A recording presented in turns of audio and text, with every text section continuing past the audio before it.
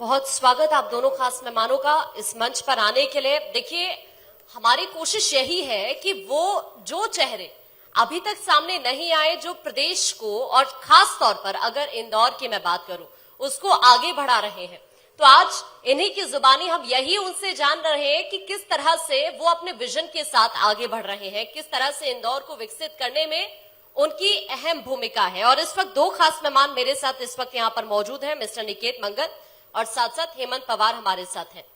सबसे पहले शुरुआत मैं करना चाहूंगी मिस्टर निकेत आप ही से, क्योंकि इंदौर के आवासीय क्षेत्र की मैं बात करूं, वाणिज्यिक क्षेत्र की मैं अगर बात करूं, तो वर्तमान जो मार्केट की स्थिति है उस पर पहला क्वेश्चन है मेरा। आप किस तरह से अभी देख रहे हैं प्रेजेंट जो अभी सिचुएशन है मार्केट की? नमस्कार आप सभी को। बहुत बहुत धन्यवाद भारत 24 की टीम को मुझे यहाँ इनवाइट करने के लिए। एंड मैं भारत 24 का भी बहुत बहुत स्वागत करता हूँ इंदौर शहर में, जो कि देश का सबसे ज्यादा स्वच्छ शहर है। और जैसा कि आपने मुझसे सवाल किया कि इंदौर का रेसिडेंशियल एंड कमर्शियल जो मार्केट है वो किस तरह से अभी डेवलप हो रहा है, मैं आपको बताना चाहूंगा कि इंदौर एक ऐसा शहर है 2 टियर सिटीज में, जो कि लास्ट 5 ईयर से, कोविड के बाद से अगर आप सरकारी आंकड़े देखें तो सबसे ज्यादा अगर कहीं सेल हुई है 2 टियर सिटीज में तो वो है इंदौर शहर। इंदौर के साथ साथ नागपुर है, जयपुर है, इस तरह के और भी 2 टियर सिटीज हैं। बट इंदौर ने सबसे ज्यादा प्रोग्रेस क्यों करी है? क्योंकि यहाँ पे सबसे ज्यादा माइग्रेशन है। माइग्रेशन होने का कारण है क्योंकि यहाँ पर बड़ी बड़ी फैक्ट्रीज, बड़ी बड़ी कंपनीज अपना इन्वेस्टमेंट कर रही हैं, वो लोग अपनी फैक्ट्रीज लगा रही हैं, और आईटी कंपनीज को गवर्नमेंट जो है वो रेड कार्पेट वेलकम दे रही है। इसके पहले कभी भी ऐसा नहीं हुआ कि हमारे पास में गवर्नमेंट के पास में कोई ऐसे प्रोडक्ट्स हो, कोई ऐसी लैंड्स हो जो कि बहुत ही कम दामों पे, कम दाम मतलब 1 रुपए स्क्वायर फीट या 100 रुपए स्क्वायर फीट के ऊपर आईटी कंपनीज को दी जाए। और इंदौर और मध्य प्रदेश इकलौता ऐसा प्रदेश है पूरे इंडिया में जहां पर फ्री के भाव में आईटी कंपनीज को जमीन दी जा रही है, बहुत ही प्राइम लोकेशन पे।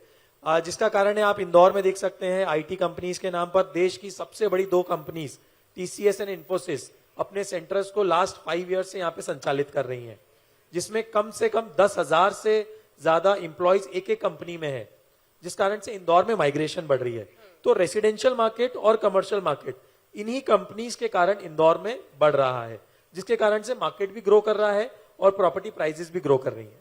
अगले 5 सालों में इंदौर का रियल एस्टेट सेक्टर जैसे कि लास्ट 5 ईयर से बढ़ता चला जा रहा है, मुझे ऐसा लगता है कि अगले 5 सालों में और डबल स्पीड से इसका जो है डेवलपमेंट होगा।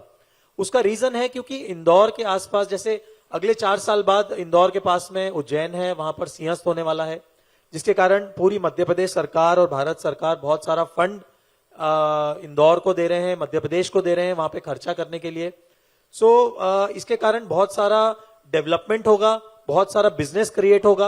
And at the same time जिस तरह से हमारी इकोनॉमी डेवलप हो रही है, जो हम 10 ट्रिलियन इकोनॉमी की बात कर रहे हैं, 5 ट्रिलियन इकोनॉमी की बात कर रहे हैं, उसमें 2 टियर सिटीज का बहुत बड़ा योगदान है।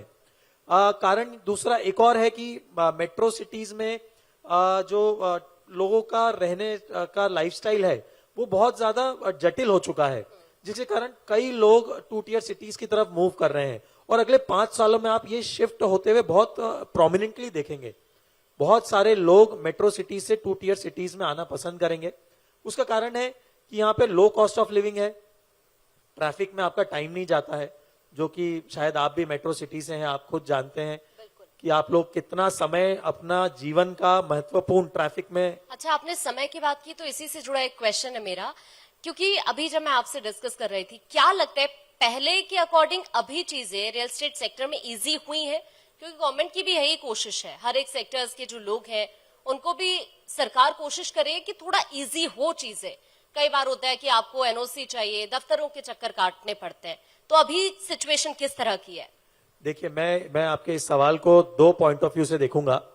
एक पॉइंट ऑफ व्यू है डेवलपर का, बिल्डर का, जिसमें हमको एनओसीज के लिए सरकार के पास जाना पड़ता है। हाँ, पहले से सिस्टम बेहतर हुए हैं क्योंकि अब हम आईटी को हम लोग यूज कर रहे हैं, जो भी एआई को हम सरकार भी यूज करना शुरू कर रही है, जिसके कारण कुछ जटिलताओं को हम इजी कर पाए हैं। ईज ऑफ डूइंग बिजनेस को हम लोग देख पाए हैं। दूसरी बात है, जो बायर हैं हमारे, जो एक घर खरीदना चाहते हैं, उनके लिए रेरा एक बहुत बड़ा आशीर्वाद साबित हुआ है, जिसके कारण वो डेवलपर की उस पर्टिकुलर प्रोजेक्ट की सारी परमिशंस एक ही प्लेटफॉर्म पर देख सकते हैं। Being a developer, we cannot launch any of our project, we cannot sell any of our project before we get RERA permission. So that is also very important. And हमारी सरकार, देश की सरकार और मोदी सरकार और हमारे प्रदेश की सरकार, मोहन यादव जी की सरकार को भी मैं बहुत बहुत धन्यवाद देना चाहता हूं, क्योंकि वो खुद रियल एस्टेट को समझते हैं और इस बिजनेस को किस तरह से लीगल किया जाए और आगे बढ़ाया जाए, इस पे वो काम कर रहे हैं। और रेरा को लेकर भी इसीलिए आया गया था 2017 में कि जो लोगों का ट्रस्ट है रियल एस्टेट सेक्टर पर वो और ज्यादा बढ़े। उसका जमीनी अगर हम स्तर देखें तो वो दिख भी रहा है कि जिस मंशा के साथ इसे लेकर आया गया उसका इम्पैक्ट भी वैसा ही हो रहा है। देखिए जी, आप रियल एस्टेट सेक्टर से जुड़े हैं, बहुत सारी बातों का आपने जिक्र किया और बहुत सारे ऐसे भी डाउट्स लोगों के अंदर रहते हैं रियल एस्टेट सेक्टर को लेकर। जाहिर सी बात है, आपने जिन क्वेश्चंस का आंसर किया उनसे बहुत सारी चीजें क्लियर हुई भी होंगी।